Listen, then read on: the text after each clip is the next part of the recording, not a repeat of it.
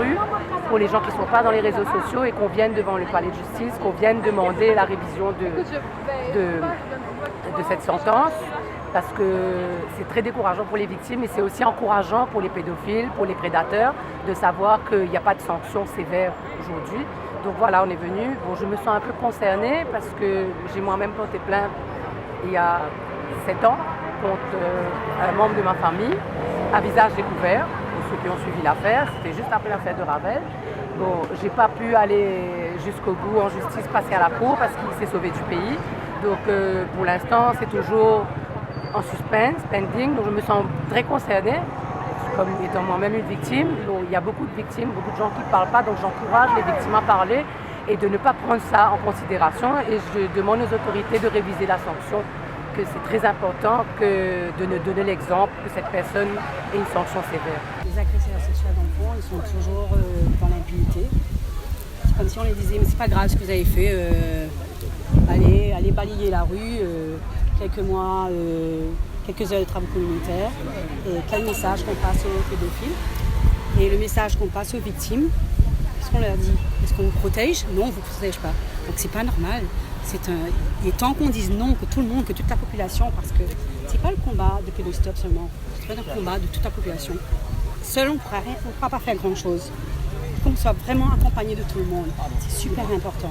Voilà, c'est ce que surtout on veut marcher, on veut dire, on veut que les magistrats aussi comprennent que c'est grave, les conséquences sont très très graves. Les victimes vont jamais oublier, c'est jusqu'à la mort, ça va être comme ça. Et le traumatisme qui accompagne ces victimes-là pendant toute leur vie, il y a beaucoup de conséquences, prostitution, les addictions, drogue, alcool, les addictions au sexe aussi, beaucoup de traumatismes, tentatives de suicide à l'adolescence. Il y a plusieurs cas qui nous ont enregistrés au Drop-In Center de la Mauritius Family Planning Welfare Association. Donc, capable de dire annuellement, nous avons à peu près plus que 500 cas qui nous gagnent.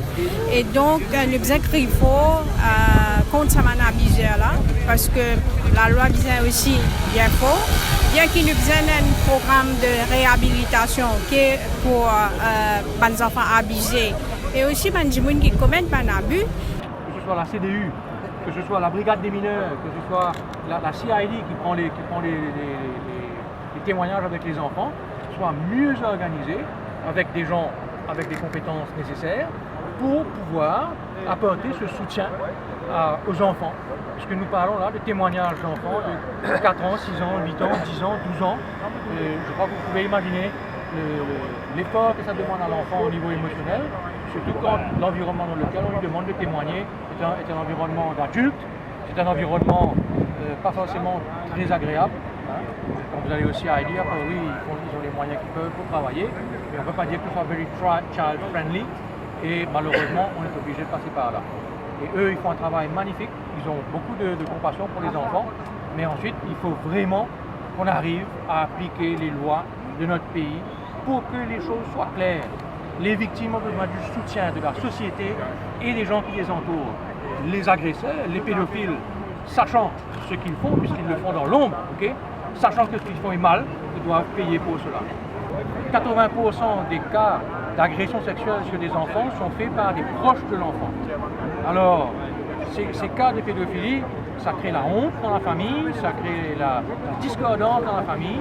Et donc, au lieu d'écouter la voix de l'enfant, au lieu d'écouter le témoignage de l'enfant, on préfère protéger la famille, le cercle familial, l'image que donne la famille dans la société, plutôt que de valider la parole de l'enfant. Cela fait plus de 10 ans qu'on parle du New Children's Bill. Le New Children's Bill se base sur les dernières recherches scientifiques pour venir amender les lois. Les lois sur la prescription, les lois sur l'âge minimum du consentement sexuel. Il y a des lois, les Européens ont déjà amendé les leurs, les Américains, les Canadiens ont déjà amendé les leurs, et nous, chez Pédostop, ça fait 4 ans que tous les ans, on nous sollicite pour discuter du Children's Bill avec toutes les autorités qui sont concernées par le Children's Bill. Mais quand on pose la question, mais quand Bill l'a venu, papa, silence de mort.